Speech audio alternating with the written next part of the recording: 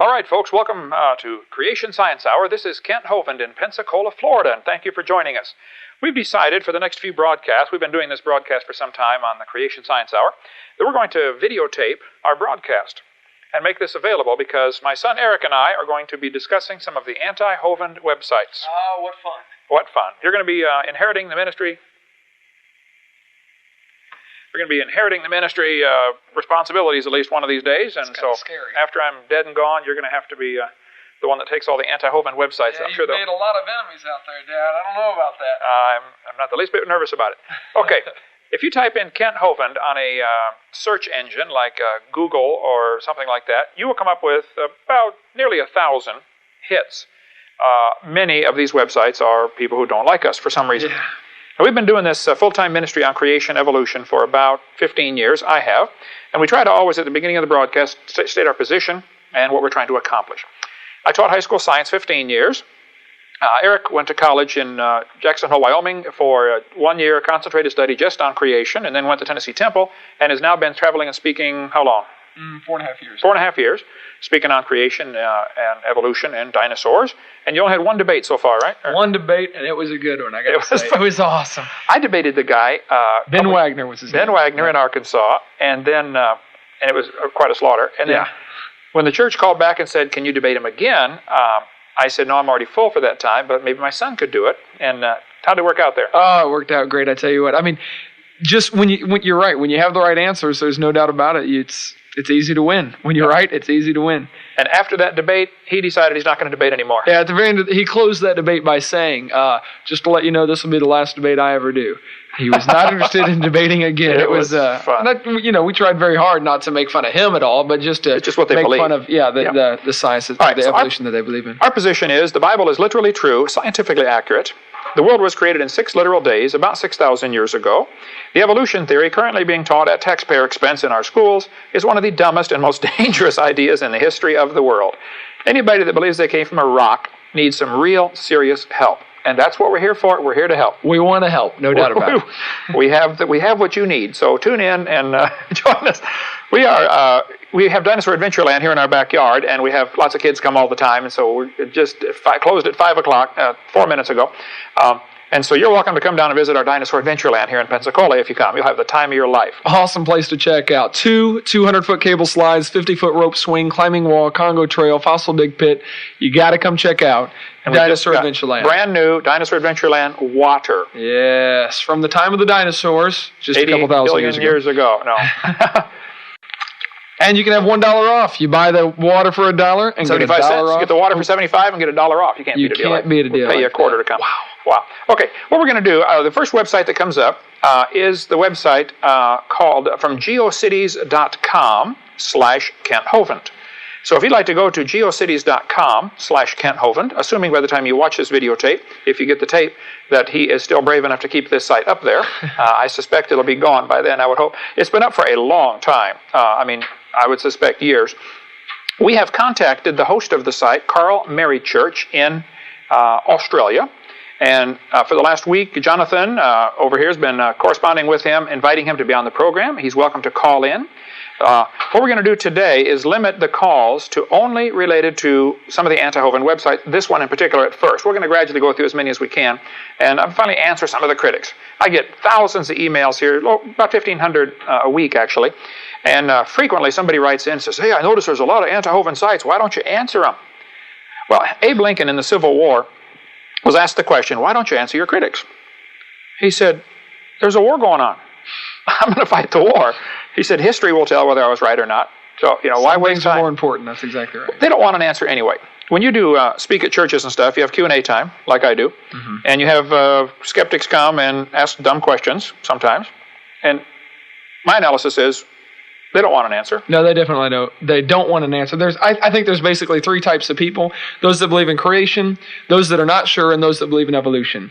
It's very difficult to talk to those that believe in evolution if you believe in creation because they really don't want an answer. They like their theory. They really do. Yeah, and so the best thing you can do is talk to those that are unsure, those that are genuinely seeking the truth. And when you genuinely seek the truth, there's no doubt about it, you're going to come to the creation side because that's what we did. But then, see, you don't just come to the creation side because then that involves a creator. which might involve some rules. Yeah. Like the thou shalt not. That's exactly what they're trying to avoid. So we're going to notify, as we go through some of these major sites that have been up for years, talking bad about Kent Hovind, we're going to notify the host, if we can get a hold of them, well ahead of time, saying you're welcome to call in and be on the program, or you're welcome to AOL Instant Message us. Our screen name is Dr. Dino Live, if you have AOL Instant Message, or go to our website, Dr. Dino, and then go to the Creation Science Hour icon on the front page, and then AOL Instant Message. And Jonathan will get it and hand it to us with his handy little dinosaur, and he will hand us the AOL Instant Message. But we would like to limit it. Normally we just take any questions on the topic of creation evolution, but for tonight, and maybe for the next couple of times, we'd like to take it on, there we go, the dinosaur. Questions on the anti-Hovind site, particularly the one, geocities.com/Kent Hovind. Okay, so I'm going to read a few things off the site. If you're not watching, I'll try to record exactly here. And we'll just... Let me say, those of you that are AOL Instant Messaging, we are going to save those questions till the second half of the hour. First of all, we're just going to be dealing with the anti-Hovind sites. Okay, here we go. Carl Mary Church writes, he says, he's invited to call in. In his introduction, he says, the purpose of this site is to analyze the logic and science used in the presentations of a creation science evangelist named Kent Hovind. At the right. Got my picture there. Good and picture, by the way. He's right. That's what he says right there. He says he's right. So. I'm still using that high school graduation picture. Worked good for 30 years. Why change, This analysis will mainly focus on objective issues, science issues related to Kent Hovind seminars. Carl, you said in your correspondence to Jonathan you would correct any mistakes in this website. I would suggest maybe before the word Kent Hovind you add the word to, T-O. Have a typo there. Proper English would call for the word to. Okay, science issues related to Kent Hovind seminars. There will not be analysis of Hovind's theological position, communist conspiracies, New World Order, or Mark of the Beast claims. See conspiracy quotes. He's got a link there. The basis of young Earth creation science is a literal interpretation of the book of Genesis from the Christian Bible.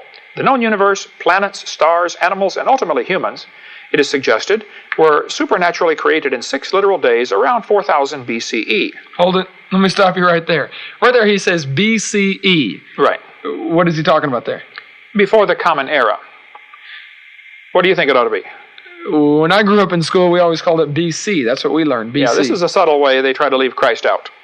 Before Christ is what it really should be. All over the textbooks, and I have thousands of textbooks all around there. We're in the middle of the library here. They are changing it in the last depending on the publisher, last 5 to 8 years, it's now becoming all BCE instead of BCE. Doing everything they can to get Christ out of it. Wow. Anyway, Mr. Mary Church writes, approximately 2300 BCE, the world was supposedly destroyed by a global flood except for a selection of animals and 8 humans aboard the largest wooden boat ever constructed. Now, Carl, I would change that. Ever constructed up to that time. Okay, there have been quite a few wooden boats by the Chinese, apparently, constructed much larger than Noah's Ark after that time. So I would add the phrase up to the time. Okay. Obviously, young Earth creationism is in conflict with mainstream science in general. Let me stop right there and say I don't think that's quite correct. There may be some scientists who are in conflict with young Earth creationism, but all of the ones that are right believe in young Earth creationism. That's correct. So it's only the ones that are wrong that don't believe in that. And there are thousands, literally thousands of scientists who are young Earth creationists, or certainly creationists. Every branch of science was started by creationists, not by evolutionists. Evolution is a useless theory. It really hasn't done anything to even help out science. It's done more to hinder it than it's done to ever help it. Yeah. Even if it's true, it's useless. Yeah, they're trying so hard to prove this one theory.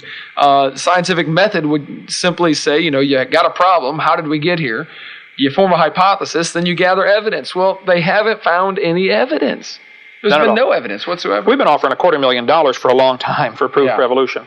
Do you get this when you go speak at seminars? Ask, what about this offer? Yeah, what about the offer? I think he discusses that later on his site. Yeah, we'll get to there, Carl. Hang on.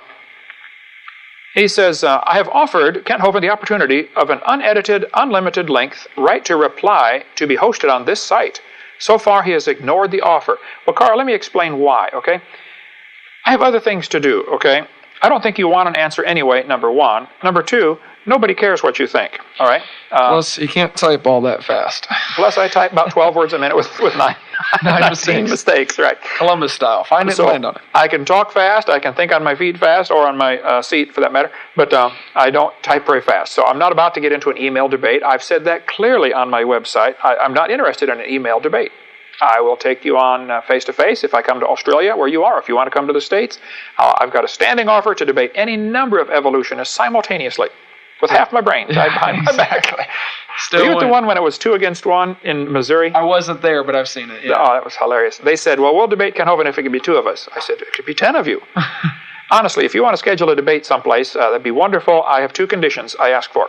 If there's 10 of them and 1 of me, that's perfectly fine. But I want half the time. Right. Equal time. Equal time. That's obvious. I don't care which of their 10 answers the question. Secondly, I want 1 topic at a time. I don't want them bringing up 30 topics. I have time to answer 4, and so it looks like he doesn't know the rest. Doesn't know the rest yet. When I do, I just don't have time to answer them all. So half the time and 1 topic at a time, you bring the whole science department from any university you've got, bring in anybody you want to help. So, Carl, if you're wondering why I have ignored your offer, I've already clearly said I don't get involved in email debates, number 1. Number 2, I don't have time. I don't think most people care what you think. I just today, for the first time, looked at your website I think I spent about 3 minutes on it one time a few months ago, and I said, this guy needs some help, and that's why we're here to help you. We're going to help you tonight, okay? That's right. And then I went to your comments. People are writing in comments. There are, how many comments, Jonathan?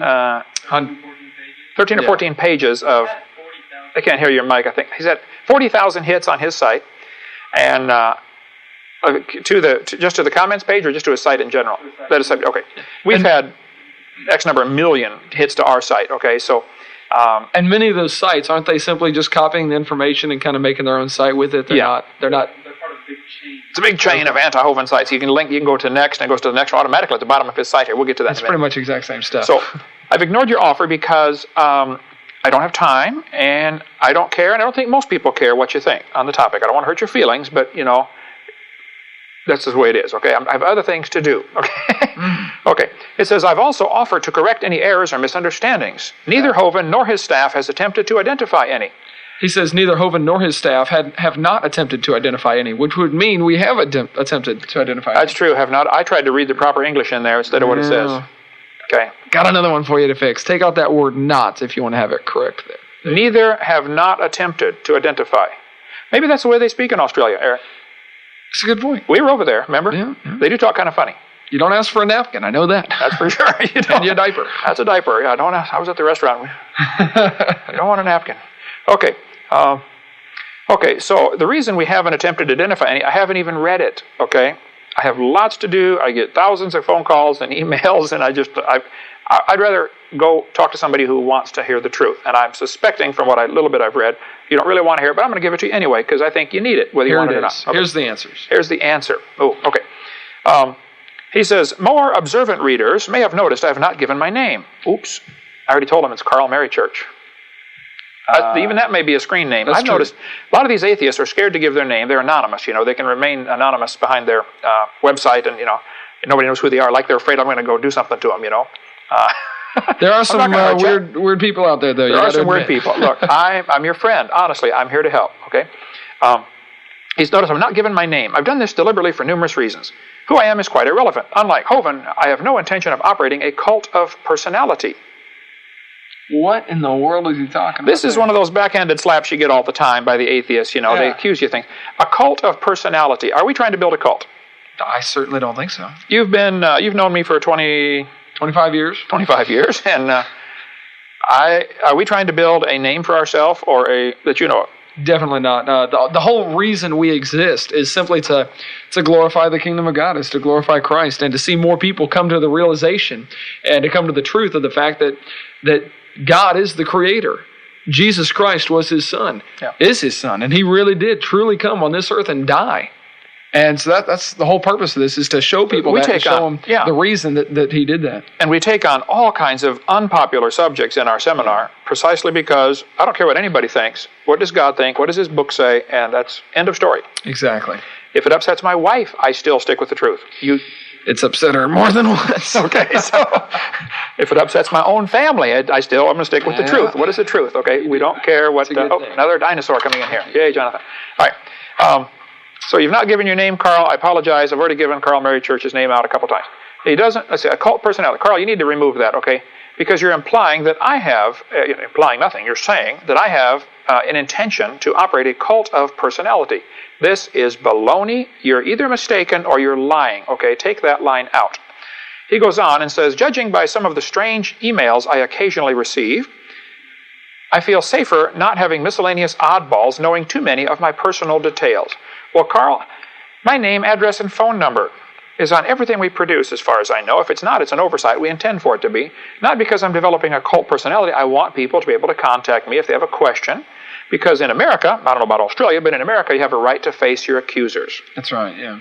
So if somebody's accusing me of something like you've done on your website here, then you should face your accusers. You get a right to defend yourself, which I'm going to do here on this broadcast today, and this will be on videotape, available on the website, by the way, for everybody in the world to watch. And your 39,000 viewers are a drop in the bucket compared to the millions and millions we get on our site. So, and yours comes up right after mine. I mean, you type in Kent Hovind, his comes up first. So the other anti-Hovind websites are getting even less attention. So in one sense, it doesn't matter what they say, but I do get emails frequently saying, hey, I read this, what do you think? Why don't you respond? So I'm going to do this once and forget it. I'm not going to dwell on this, believe me. I have other things to do. Our philosophy is, if I've got to plant a garden to feed my family for the winter, half my yard is good dirt, half my yard is hard rock. I'm going to go ahead and plant the good dirt first. If I have time, I'll work on the rock. If I don't, oh well. At least I got a crop coming in. So I don't waste a lot of time on atheists. Not that I can't. They don't want to be plowed. Okay. We just got an instant message from Fierce312, and he says, "You guys are speaking with a lot of anger behind your words." Anger behind the words. I want it to be noted that I don't think we're angry at all with Carl or whoever it really is behind this site. We just simply want the truth to be known. We feel like it's a coward trying to come up and attack what's going on, and we're here defending the truth. Well, I understand the criticism. I get that occasionally. Honestly, I am angry at those who, especially when I debate professors, when I realize they are taking tax dollars to destroy the faith of kids coming through their class. Go sit in a public university, go sit in a class where they teach evolution and watch how they ridicule Christians. Yeah. If I was going to go into Nazi Germany 50 years ago and rescue some Jews from a concentration camp, I would have a hard time being nice to the guards. That would be difficult. It would be difficult, okay? I don't want to have to hurt them, but sometimes you have to hurt them, okay? Yeah. And sometimes you have to really smite the scorner so the simple will beware, like it says in Proverbs. There's a lot of people that will learn from that. Right. Because I really do want to help Carl and other atheists or evolutionists out. I really do, honestly. That's my heart. And I think we've proven that. We've given out thousands of videotapes all over to people. Yeah. We've never copyrighted our material. And, if anybody would be affected by that, it'd be my children who, if there was anything to inherit, would someday inherit it. And their position would be, well, Dad, we ought to make money off of this stuff. You've poured a lot of research into this. And sorry, there won't be anything to inherit. Go build your own ministry, okay? Plus, the stuff is available on free on our website, drdino.com. But there is a good point, and I don't want anybody. I do come across angry once in a while. I guess I am a little bit angry about some of this, but the goal is to win them. But also at the same time, I don't want to allow them to continue destroying the faith of others. Right. Websites like this might cause an honest seeker to write me off. Oh, break time. So join us, folks. If you want to call in or AOL Instant Message us, we'll be back on the air in just a moment. All right, folks, welcome back to the Creation Science Hour. This is Kent Hovind and my son Eric talking about some of the anti-Hovind websites. We're getting lots of AOL Instant Messages saying we're not being mean to the guy, but I understand. I do get criticized for being mean. One quick story, and then we'll go on. Prophets of Baal, Elijah. Elijah killed 850 prophets of Baal. That's mean. That's definitely mean. That's definitely mean. Wow. I don't want to kill a primary church. I want to win to the Lord, and I would never kill anybody unless they were threatening my family. Self-defense is the only time I would ever do it. So, Carl, you're perfectly safe. I'm sorry if you feel mean, if you feel like I've been mean. Oh, another message. Jonathan and the dinosaur. Good. Okay. He has quite a few things. If you go to the geocities.com/Kent Hovind, the second thing that comes up is, let's see, I had it here a second ago. Oh, here it is, home. Was who is Kent Hovind? In there, he has links to quite a few things, which are linked later in this. So I'm going to skip that one and go to the third one, the $250,000 challenge. And I'm going to read this right off his website and then answer, give responses. This tape or program is to respond to the critics. By the way, we're getting lots of AOL Instant Messages that are unrelated to the purpose of today's program. So I'm sorry, we're going to save those till last. If we get to them, we will. Yeah. Okay, we'll try. And I know, I apologize, you're listening, I know, to the program, and We're just going to continue on for a few more minutes on this anti-Hovind website for the... Because I need a chance to defend myself. Okay, the $250,000 challenge. You on that one? Okay. Okay. Following is analysis of Hovind's $250,000 challenge. The text of Hovind is quoted from, and it links to my offer, which is on my website, Dr. Dino. Hovind's words are in bold. Seasoned Hovind watchers. Wow. 15 years. Seasoned Hovind watcher. Oh, anyway. May notice that he has removed references to some of the more controversial aspects of the challenge. Well, Carl, what I've done, I've tried to refine it so people, some of the people of lower IQ out there who don't understand the challenge will be able to understand it. We've just tried to make it easier for them to understand. Because some of the stuff that's come in to accept the $250,000 challenge is so dumb. I'm wondering, ridiculous, yeah. How are they not understanding this? We've probably only had, I think, probably 10 over the years, even attempts at the challenge. Almost all of them. They write in and say, well, what bank is it in? What's the bank account number? Who's in charge? Our word is good. If I make a promise, I will do it. And I can vouch for that as his son. There's no doubt about it. My dad's an honest man, and the gentleman, the friend of ours, definitely has the money. Okay, the guy who's backing it up. He's loaded. This would be pocket change. Okay, so $250,000. He offered, as soon as I printed thousands of dollars worth of stuff advertising the $250,000 offer, he called and said, hey, let's make it $1 million. I said, forget it. I've already got thousands of dollars in printing. We'll leave it at that. There's no reason to go farther. It could be $250 million, though, for that matter. Okay. Let's see. Seasoned Hovind watchers, notice he's removed some of the more controversial aspects of the challenge. Honestly, Carl, I'm trying to be fair. I really want to see evidence for evolution. I am so convinced there is none, zero. There is no evidence for this theory, which is why I try to carefully define it. And if we have to, modify it to make it more understandable, I will. He says, I will be highlighting where Hovind has been less than explicit in his terms. A list of past and present challengers is included at the end of this article. Here's the analysis of the present version of Hovind's challenge. And he has bold, if you're reading on the website, he has my stuff bolded and then his response. He says, $250,000 to anyone who can give empirical evidence, scientific proof for evolution, and an asterisk. Notice, Mary Church writes, notice the little star. Hovind is working with a very broad definition of evolution.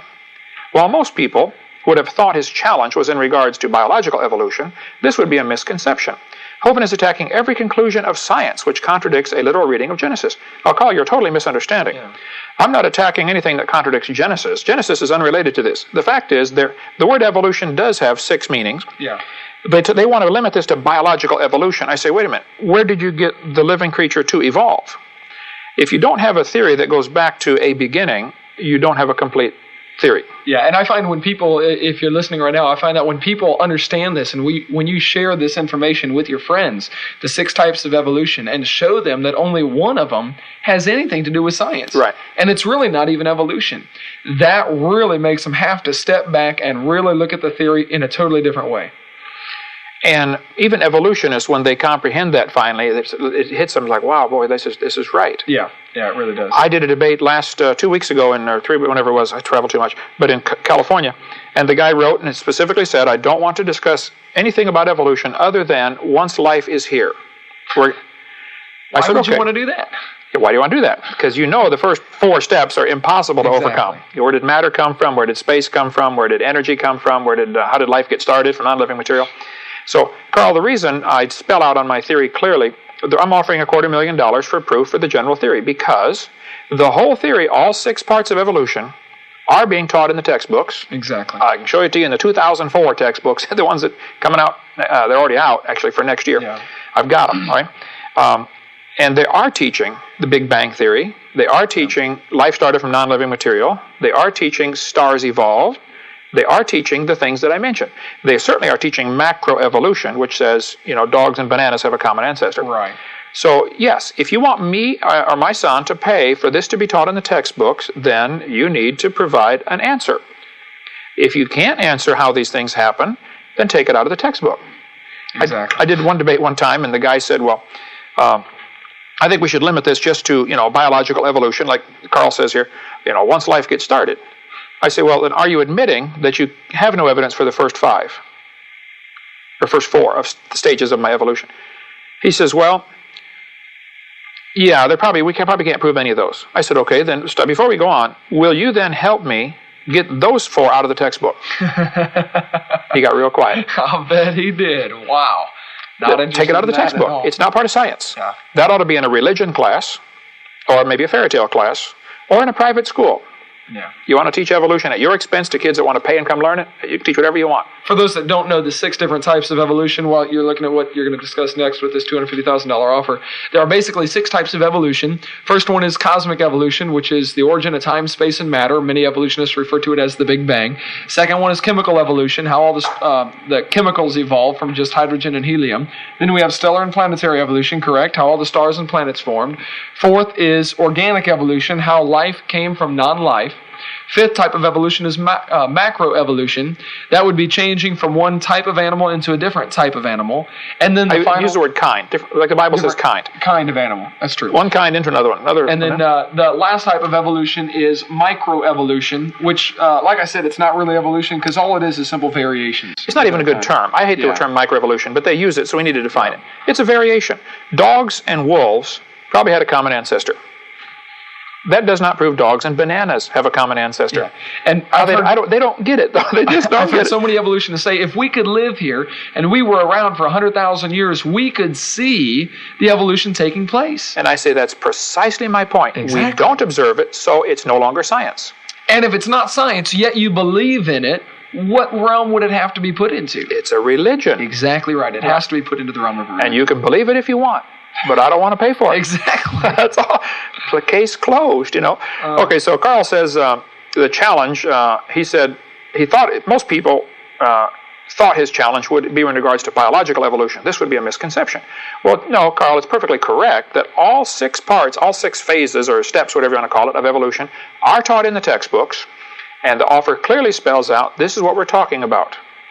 We're not referring to minor changes within the kind, and I'm going to stick with the Bible word kind, because a horse and a zebra are the same kind of animal. A horse and a banana are not. Okay? And I think the dividing up of the kinds could be done by a 5-year-old in 99% of the cases. There may be a few tricky ones where I don't know what kind of animal that is. What group does that go in? Okay. But a 5-year-old can divide up most of the animals into the kinds. Okay? For the other ones, you might need a 6-year-old to do those. Okay. So he says, Hovind is attacking every conclusion of science which contradicts a literal reading of Genesis. Carl, I would take that sentence out. That is simply not true. Okay? Take that out of there. And then he's got straw man in red print here. Empirical evidence does not constitute scientific proof because nothing in science is proven, only understood based upon known evidence. I think what they've tried to do here, you've probably seen this, Eric, in the last 20 years, they've tried to redefine science. Yeah. And really, we can't know anything. Yeah, we can't know anything. Right. The probability of this, of this lid falling is pretty good, but what if on the 1,000,000th time it didn't fall? Yeah, we can't know. Oh, we can't know. I think that's retarded. Okay, science means knowledge. Yeah. Plain and simple. A further definition, you can look it up in most older dictionaries. I wouldn't know about the new ones if I trust them. Oh, yeah, I got one from 2002, and it had a great definition of science. Systemized knowledge derived from observation and study. That's what it is. It's a great one. Actually, it's on my desk if you want to grab that for me. Dictionary 2002. Okay. So evolution is outside of the field of science. It is a religion people believe in, which is fine. Hey, you can believe whatever you want. I don't care what you believe. I just don't want to pay for your religion to be taught in the schools. Simple. Okay. And then he lists my observed phenomena from, you can read the article, the $250,000 off on my website, drdino.com. Read it for yourself. I'm going to just read his comments here. He says, straw man, Hovind has ignored further options. I better read the options. Okay. The choice of how the universe got here, basically, from my website, there's 3 choices. The universe was created by God. The universe has always existed. The universe came into being by itself by purely natural process known as evolution, so that no appeal to the supernatural is needed. And Carl says, Hovind has ignored further options. Among others, these could be, number 4, the universe was created by a team of deities. Talk about straining at a gnat, swallowing a camel. Okay. Ultimately, that means it was created by a deity. Okay, God. Number 5, the universe was created by a deity or deities using natural methods, theistic evolution. I think that would still fit into category 1, the universe was created by God. Right. Now, the textbooks, though, don't give that option, Carl. And one of my drives is to correct the textbooks because that's what we're all paying for. Yeah. What people believe out there in La La Land doesn't matter to me. What are we paying for? Okay. I'm paying for the kids in this town to be taught the evolution theory And they do not mention theistic evolution as even an option. We'll have to talk about that in a later program to get into what theistic evolution is, how some people believe that God used evolution to create everything. What kind of a God would be that dumb that have to practice and play around, you know? It's not the God of the Bible. Definitely. It's not a God with any brains. It's not a God you'd want to worship. It's not a God I serve, I know that. No. The God I serve did it right first time, 6 days. And doesn't need to practice. And plus, the God of evolution would be cruel. I mean, evolution's a cruel process. One animal evolves a little better than the rest. What must happen to the rest? They got to die. They got to die. Which, by the way, is why I believe many people believe in it, because it allows them, especially businessmen. I just spoke at a businessman's luncheon. I believe many businessmen take that idea of evolution because that rationalizes some of the tactics that they use in the business world. That's what Carnegie did. Yeah. Carnegie was a Christian. And then when he read he read Darwin's book, got converted to believing in evolution, and said, "This is perfect." He said, I'm going to be the most ruthless businessman there is. We're going to build a big steel empire, the Carnegie Empire, and cutthroat competition. This was Rockefeller's problem. This was people of the late 1800s used evolution to justify the ruthless business practices, which finally led Congress to get into the trust busters and the breaking up the monopolies and stuff like that. Let me go on here. Okay. He says, number 6, the universe is actually a manifestation of a deity. You're still back on number 1, Carl. Take all this out, okay? You're making yourself look a little silly here, which is what many folks in your comment section have said. You know, you're looking kind of silly here, so I'd recommend you take that out. I'm trying to help you, okay? I want to help your image, right? Number 7, the universe is the offshoot of another universe. That goes back into category number 3. It's still naturalistic. And where did that universe come from? Where did that universe come from? This postpones the problem. It doesn't solve the problem. Number 8, the universe is perpetual. Okay, Carl, the reason I don't mention that as an option, I think that is against all known laws of science, that there's no such thing as a perpetual motion machine. Yeah. What we observe is first and second laws of thermodynamics, things don't create themselves, and they're winding down. Everything does tend toward disorder. Take a look in your sock drawer, you'll see, okay? It does. Everything tends toward disorder, okay? So number 8 is not a logical option. And if somebody wants to believe that, that's fine. That would make the universe their God, though, wouldn't it? That's true. If the universe was eternal, literally the universe would be their God. Yeah. You're deifying the universe. God. Number 9, the universe is a science project of an alien teenager. Well, if you want to go off on this kind of stuff, Carl, you're going to go off all day. Option 10, 11, 12, 13, 14. The universe is a science project of a hamster. The universe is a science project. I mean, come on. He says the length of this list is only limited by our imagination. Well, I would say he would have a really long list if we're going to go by his imagination here. So let's stick with reality here, okay? Okay. And then he goes back quoting what I said on my website. Evolution has been acclaimed as being the only process capable of causing the observed phenomena. Evolution is presented in our public science textbooks as a process that brought time, space, matter into existence from nothing. And then he has a section here. Straw man. Hovind makes the erroneous claim that the universe originated from pure nothingness numerous times. Okay, Eric, have you seen, in Seminar Part 1, the quotes that were used from Scientific American? Oh, yeah. Discover Magazine? April of 2002, Discover Magazine said, where did everything come from, you know? And it literally says, from nothing. The universe burst into something from absolutely nothing. Zero, nada. Alan Guth, yes, is the writer of that. Okay, read the definition of science. It's 2002 dictionary. Yeah. 2002, page 1045, science. This is Webster's Collegiate Dictionary, 10th edition. Here we go.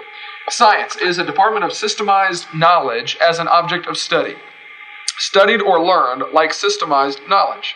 Knowledge or a system of knowledge covering general truths or the operation of general laws.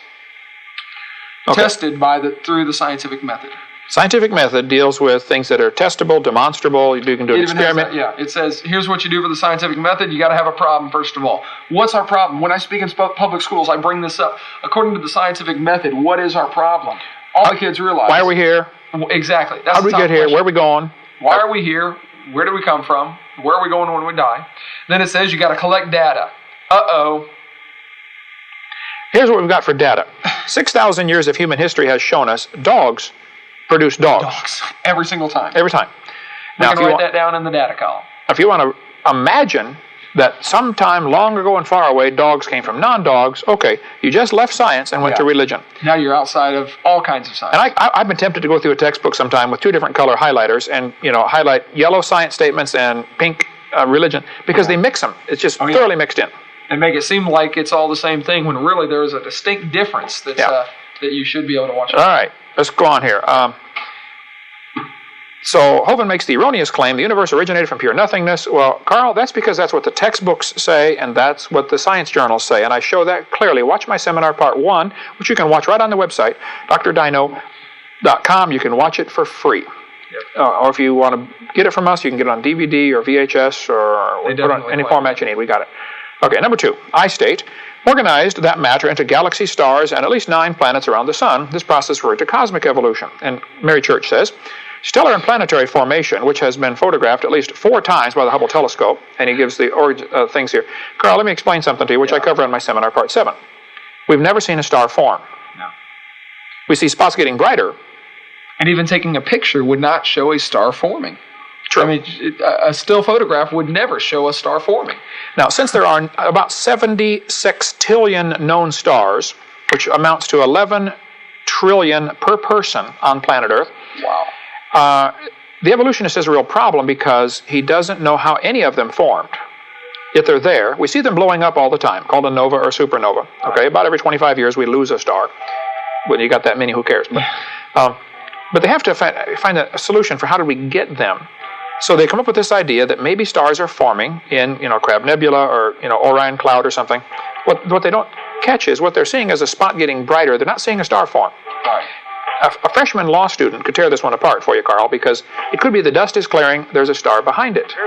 Talk about more of this after the break. That has ever been presented to mankind. Welcome back to the Creation Science Hour. This is the hour where Dr. Hovind answers his critics. And from the looks of things, it's going to take more than just an hour to answer all your critics. But right now we got a phone call. All right, yes, Pamela, on line 1. Go ahead.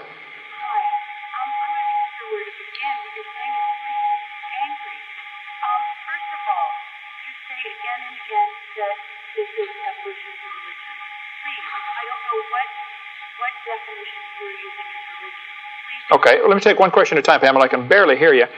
We got a real complex system here. You're saying that I keep calling evolution a religion, and you want to know what definition of religion?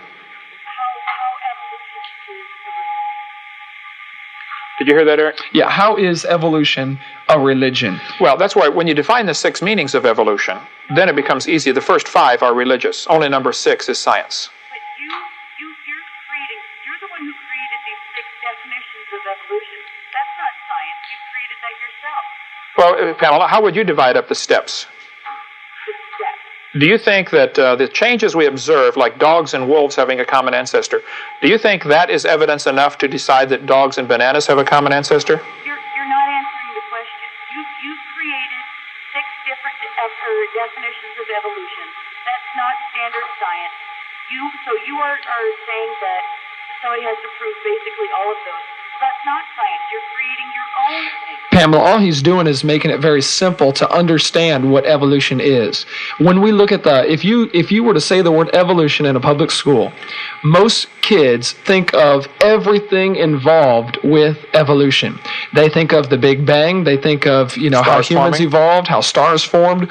All we're doing is simplifying it, saying there are actually, when you want to discuss it, you have to know what you're discussing.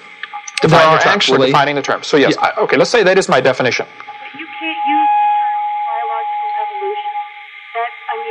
You're creating things that aren't there and then saying, well, see, that proves that evolution didn't happen. Well, now, hold on, Pamela. Part of evolution. This is my program. I can do whatever I want. Firstly, okay. Well, sure, but if anybody who's listening wants to really know what science is, they can look up for themselves instead of taking your word for it or my word for it. Okay, is it science that dogs and bananas have a common ancestor? Yes, it is science. You think that is science? That is something we know from observation. Definition of science. Definition of science, right here, 2002 Webster's Dictionary, is systemized knowledge derived from observation. What observation tells us that dogs and bananas, or let's make it easy, dogs and cows. Now we have 2 mammals, okay? What observation shows us that dogs and cows have a common ancestor? What observation do we have that they're atoms? There's a lot of things that we can't see. Oh, yeah, hold on. You're throwing up a straw man here. You're mixing apples and oranges. No, you're saying that you have to be able to see something, and I'm saying we cannot see everything. I'm saying that the definition of science, if you want to deal with science, which is what you say you want to deal with, if we're trying to call it non-science, we're calling it a religion. If you want to deal strictly with science, then where's the evidence that we see for dogs and cows being related? There's anybody who's interested interested in knowing the truth is not going to be listening to this program. They're going to be they're listening in because they want justification for their belief. If somebody really wants the truth, they look at both sides of the story, and then they make a decision. Agreed. That's called an education, which is very true. That's what you should do. And students are not getting that in our public school. They're not getting both sides of the story. They're getting one side. They're getting hammered with this from kindergarten to, through PhD level, that evolution is a fact, evolution is a fact, and it's not a fact. It's a dumb idea, and it's a religion. Still, can we get back to the question of how evolution is a religion? Well, if it's not science, if you can't prove the dog and the cow are related, yet you want to teach that, but it can't be proved through observation and study, that would take it outside the realm of science. It's now something you believe happened, but it's no longer observable. So that's religion. You have to believe in it. You're saying that everything that is not science in the world is a religion. No, I didn't say that. I say something you believe in, and certainly if you look up the definition of religion, you can check it out. I don't have time on the program today. Yeah, but believing in something doesn't mean it's a religion. Well, religion, the definition, if I recall, just off the top of my head, is belief in a power or powers that brought the universe into existence. The evolution fits the definition fine. And Pamela, we got a lot of other things to, if we can talk, and you can call in, I don't want to shut you off here too soon, but you haven't really, I think I have answered your question, that evolution is a religion by our definition. Yeah. You haven't answered it, and you haven't yet, and you're changing the topic. I'm not changing the topic. I'm pointing out that you have to believe that dogs and cows are related. If you believe in ghosts, I believe the sun's coming up tomorrow. What religion am I? No, you see the sun coming up. We have known scientific evidence that says the sun will come up, and we understand the science behind why it comes up. We don't ever see cows produce anything but cows. Nobody said that. Nobody's trying to say that cows produce. Pamela, you're wrong. Watch my videotape number 4, where I show very clearly, page after page from the textbooks, that says all animals are related. Yeah. Charles Darwin said, I think they're going to shut off here, Pamela. We're getting a ringing in the system. All the textbooks that I have, and I got them right behind me, a whole row of biology books here and over there, a whole case of them, they do teach that all forms of life are related. Yeah. And if they want to believe that, that's fine, but that's no longer science. That's part of their religion. So, Pamela, I appreciate you calling in, and I feel, I guess, sad that you have either are not understanding there is quite a difference, and you are mixing your science and religion, or somebody's taught you that it is science and you fell for it, but they lied to you. Okay, it's not science. Evolution, by the 6 definitions, only number 1 is 6 is science. The first 5 are indeed something religious. What do they have? And there's not much you can argue with about that. Here we go. Religion.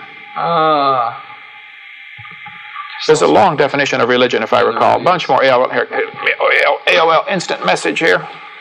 We got about 40 of them. While you look that up and summarize that, let me read a few of these real quick. AOL instant messages. Let's see, I got a bunch already sent here earlier. When's the last time you updated the seminars? The last couple of months. They're fresh 2003 series. From Fierce 321, I don't understand how we see stars trillions of miles away. That's answered thoroughly on seminar part 7 about the starlight question. Check it out on drdino.com. Yeah, JMK 1611. Is it true there are more people living than all people that have ever lived? Nobody knows for sure. It's possible. There are 6 billion today. It is possible that there are more today than the total of those that have died. You couldn't prove that. We don't know how many were alive before the flood, but it's possible. But it's definitely possible. One more here. You ready? Okay. I'm an electrician at a state college today. While wiring a hood in the biology department, I asked my teacher to show me 2- and 3-celled creatures to prove we came from one-celled, and he said there aren't any, because multi-celled creatures must be more complex and cells split up the workload. Then he said a sponge is closed with only hundreds of cells. It can develop from one cell. This is the proof he offered for evolution. Does this mean Bob Sponge is intermediate? No, this is ridiculous. There are no 2-celled or 3-celled creatures. This is a major obstacle for the evolutionists having to answer, why aren't there any? I mean, if evolution really happened, there ought to be a whole series of events from one-celled to multi-celled. The simplest we have are generally more like colonies of cells that work together. But when you get from single cell to multi-cell, there's a massive gap in there of information that they have no explanation for. Here, Gideon 524 writes in, heard about a teacher in North Carolina tell one of her students who requested a printout of the Lord's Prayer that it was illegal to print it out. This teacher needs to get a job picking peaches or changing tires, okay? An honest job, yeah. An honest job. That's not true. That's not true, yeah. You can print out the Lord's Prayer, okay? You can Bible school if you want. You can witness to other kids if you want. Don't let any teacher tell you it's illegal. And you can go to Congress and see Bible verses printed all over the place, okay? Go to wallbuilders.com. They've got a lot of stuff on the history of our government and our country and how it's supposed to be run, and it was based on Christian principles. Okay, study Y45. What does the Bible say about time? Is one day to us the same as to God, or is it 1,000 years? The two verses that refer to that are 2 Peter 3, where it says a day is like 1,000 years, and Psalm 90, where it says yesterday is like 1,000 years. Neither of those verses are saying God is limited by time. God is right now in yesterday, today, and tomorrow, and He's in all time. He's in all time and in all places. If He was limited by time, space, or matter, He would not be God. They would be God. We've covered that in other broadcasts. Find anything there? Yeah, religion right here. I'm going to go down to definition number 4 to get right to what it is. It states, a service and worship of God or the supernatural. Definition number 4 says a cause, principle, or system of beliefs held to with ardor and faith. There's no doubt about it. Evolution would fit that. You hold to this, you believe it strongly, and they believe me, they're it's a cause, principle, system of beliefs. It really has its own system of beliefs. Evolution does. Yep, it does. Okay, here's Mr. Nomak writes in, hello, I have a question about Hawaii. My teacher says it was made over millions of years by a hole in a tectonic plate. I'll stop right there and say he's probably right that Hawaii is a hot spot, a hole in a tectonic plate. The plates are shifting and moving, and the lava's coming up in Hawaii. I've been there 3 times to preach, 4 times I think. But yes, it's a hot spot. However, I wouldn't buy the millions of years part. It could have formed in 30 seconds, okay, under proper conditions, a few thousand years ago, which I think is answered with the biblical flood. I covered that in part 6. But you finishing that one? No, finish it. He said an underwater volcano erupted lava through the hole, making an island. I agree. Kind of like liquid coming out of an eyedropper. I agree. Then the plates moved and made a new island. I agree. That's correct. Except for the millions of years part. That is all correct, Andy. He's right. Hawaii is a hot spot. Doctor writes in, says you guys need a Pamela time limit. I agree. I think we did answer, Pamela, if you're still listening, I think we did answer that question very correctly. Evolution, when you really honestly want to step back and look at it, and this is difficult for many evolutionists to understand and to accept, that evolution is a religion. And when you put it in those terms, it's very difficult to understand that and for them to accept that. Let's talk about time limits. You realize how many students have to sit an hour a day for a semester or for a year and get evolution crammed at them? Yeah. And then they gripe and we get, 1 hour. And I really wanted to point out, I would like to take as much time as necessary to show Pamela the truth and to get her to realize that. But with the time restraints we have, we simply can't do that. It goes back to plowing the backyard. If you got good dirt and hard rock, you spend your time on the dirt. Plow the good dirt. That's right. First. You take time for the rock if there's time. But, okay, there's so many that want to hear, and they're emailing us saying, I want to hear the truth. Okay. Study Y45 writes in again. What does the Bible say about time? Oh, we did that already. Fierce, how do we see stars? Trillions of light years away. Jonathan, we got duplicates in here. There we go. Hovind is great. He makes these people look stupid. Gideon, 542. Gideon, appreciate that. We don't want them to look stupid necessarily. I think it is stupid to believe he came from a rock. However, our goal is really to win them. Yeah. We're not trying to hurt anybody here. And we have won many thousands, probably tens of thousands to the Lord. Many atheists and evolutionists that have been converted. We're here to help. Honestly, we got the truth, Yeah. And so many write to us and say, I can't believe that I believed that evolution theory for so long. Yeah. Because it really is. It blinds you. It truly does. One guy said, he drove me to the airport about a month ago. Brother Hovind, he said, my wife can't watch your tapes. It gives her a headache. I said, what? He said, yeah, every time she watches, she goes, duh, why didn't I think of that? We try to keep it simple, okay? We operate about 4th grade level around here. We really want to keep it simple. And I think that's what frustrates the atheists. Definitely. Many of the creationist guys that are out speaking are brilliant, but they're only reaching the top, 1% of the intellectuals. We put cookies on the lower shelf where the average person can get it, and that really frustrates the atheists because what we're doing is effective. They try to use the big words and the educational background to sound real smart, and therefore you can't understand it, but it's true because it's science. Well, I taught school 15 years, and I can assure you, when you ask for an essay answer, the longer the answer, the less they know about it. Okay, they're familiar with that. They're trying to snow you. Okay, they hope you just weigh it and give them an A without actually reading it. They talk and talk and talk. That means they know nothing. Okay, I can finish with one thing here, and we're going to run out of time. Carl writes on his geocities.com. Kent Hovind. I'm still on only this 3rd section. He says stellar and planetary formation has been photographed 4 times by the Hubble Space Telescope. Carl, you're mistaken. Okay. They might have told you that, and they might believe that, okay, but that's simply not correct. Nobody has photographed a star forming. There are known laws of science called Boyle's gas laws that would prevent dust from accumulating into a solid and then getting dense enough to create a star. One atheist told me, well, the solution to overcoming Boyle's gas laws, he said if 20 stars exploded near each other, it would produce enough energy to squeeze the dust together and make a new star. I said, that's brilliant, sir. You got to lose 20 to gain 1. Okay. First place, this is theoretical. We don't observe that. Secondly, you ought to run for Congress, man. You could help those guys borrow their way out of debt. Losing 20 to gain 1. Lose 20 to gain 1. That explains how we got these 76 trillion of them. The Bible says it best. Professing themselves to be wise, they became fools. That's exactly right. Psalm 14, Psalm 51. Definitely. Okay, folks, tomorrow we're going to do this several days in a row here. So if you get some skeptics to write in, if you want to get a hold of the editor of some of these sites, let them call in. Now, I'm going to hold you to your word, Carl. You said you'd correct things, and I'm telling you some things to correct. So by the time this tape gets out in a few weeks, when we get done editing in pictures and stuff, if we need to, some of you folks watching this may find he actually made some corrections. If he's an honest man, he'll make the corrections. Yes. Listen, if you're listening today and you haven't trusted Jesus Christ as your Savior, why not? Why on earth would you want to go to hell? Okay, God loves you. He wants to save you. 35 years ago, I said, Lord, I'm a sinner. I want you to forgive me and save me. And that's the purpose of our ministry. If you want to know more about it, go to our website, drdino.com, and click How to Get Saved. Call us and write us about it. Thanks a lot. We'll see you tomorrow, folks.